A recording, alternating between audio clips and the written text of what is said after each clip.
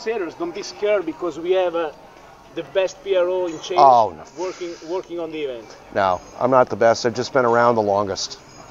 That's all. I've been around since before dirt, so it's fine. No, it's just, for me, it's just a matter of how you handle people. It's not a matter, the race course is the easy part. Handling the people is something that has worked very well for me. It seems that you have some particular feeling with crews, sailors, tacticians, and so on. Yeah, over the years, the relationships have developed. I've always been very open with them, and you know, if I make a mistake, I'm the first one to own it, and they appreciate that. I respect them for what they do. They've got a lot of talent, and we have to work together to make it happen. It's not just me. I mean, I'm working with the sailors to make the race as good as I can. The sailors, the umpires, the organizers, everybody's involved. In the old days, it used to be stratified, you know. The jury was God, the organizers were God, and the race committee was, they just ran the races. Now it's a total team. It's level playing field. The umpires, jury, organizers, sailors, race committee, everybody has to work together to make it happen for the sailors and for the owners. How it happened that you decided to be a PRO? I was a sailmaker for years, and I sailed all over the world with customers, and to be honest with you, that kind of ruined the sailing part of it for me. It wasn't fun sailing with customers sometimes, but it was more a matter of starting in my local area, running races the way I'd like them to be run if I was actually racing. Not the way I was told to do it, but the way I thought it should be done. And I got very lucky with a few events coming my way, and it just took off from there. Do you think that you have still to learn something from sailing? Oh, I learn every day. I learn every day I'm out on the water, and I still do. I mean, I don't have all the answers. I'm not smart enough. The one thing I do have the only thing I'm smart about is when I make a mistake, I learn from it. And some people don't do that. But when I make a mistake, I use it in the next event to correct things. It's an ongoing process.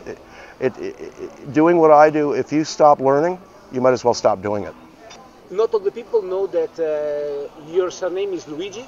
Can you explain to us why you are Peter Luigi Reggio? Well, that's easy. When I worked at North Sails back in 1971, it's a long time ago, there were 5 guys on the floor cutting sails named Peter.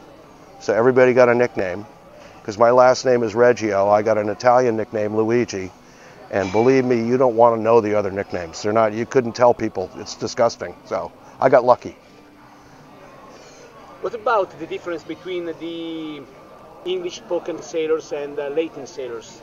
You feel some difference on the water between Vasco Vascotto and Terry Hutchinson and so on? Oh, I mean, well, yeah. I mean, Vasco and Terry are totally different people. We all know that. But they both are very talented. They're both really good at what they do. And they have different everybody has a different personality, whether they're Latin or American or British, or it doesn't matter what culture they're from. Everybody's different. It's just, you know, I wouldn't say there's a difference in the sailing community between nationalities so much as, you know, they're all there enjoying the sport. Everybody started in the sport at a certain level. Some grew better than others. Some have more talent than others. But it has nothing to do with nationality or anything like that. It's just dedication. What about the most important lesson that you have learned from sailing? The most important lesson I've learned is that it's a game. You know, a lot of people are very fortunate to make their living doing it, but in the end, it's a game, and most of us are here to entertain the people that own the boats. You know, my feeling has always been that the owners and sailors, you know, don't buy the boats, don't sail the boats, and don't enter regattas to get their asses busted. They enter them to have fun. So my job is to provide that amount of fun with as fair racing as I can. What's your feeling about the new America's Cup? I think, conceptually, I think it's fantastic. You know, in the beginning, I was skeptical about it, because I didn't know how well the multi-hulls would tack, etc. I thought it would take something out of the match racing aspect of it and just become an absolute straight line speed test. And they seem to be able to tack very well. They seem to be able to maneuver much better than I anticipated. I mean, I think conceptually it's a great thing. I mean, you got to move forward. You can't stay in the past. You got to keep moving forward. You got to learn every day, learn something new, and try something new every day. Otherwise, static. But how your job has changed with the multi-hull experience? I haven't done much multi-hull stuff, but I don't think it's really changed my thinking in so much as, you know, if I'm running a race for a multi-hull or a fin dinghy or a maxi yacht, I don't change the way I do things. I really don't. You know, the courses might be different, et cetera, et cetera. You know, like with the way they start the multi-hulls on the Reach at the start, et cetera. That's a little bit different, but that doesn't really change my job. It's an easy fix for me. It's only geometry for that. And what about your experience in the Olympics? Yeah, I'll be in Rio. Yeah, I did China and London, and now I'm doing my third in Rio. I was there for the test event. You feel something different when you are involved in an event like in the Olympic Games? Not really.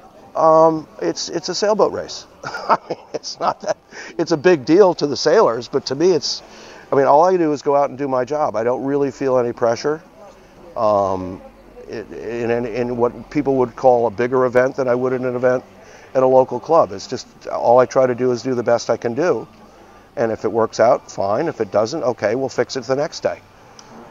I know that a father is all the time a father, but let's talk about Anderson. He is really appreciated in the sailing world, and he's building up a really good career, it seems. It seems that way, and you know, a lot of people would say that I should be proud of him. I don't do pride, but I'm really happy for him. I'm really happy for him, and it's a lot of fun for me to interact with him and get phone calls from events saying, well, Dad, this is what's going on. And not that I give him advice because he doesn't need it. He's really good on his own, but we do talk, and it's a lot of fun for me to have him involved in the sport. I didn't know that it would work that way for us, but I'm happy for him.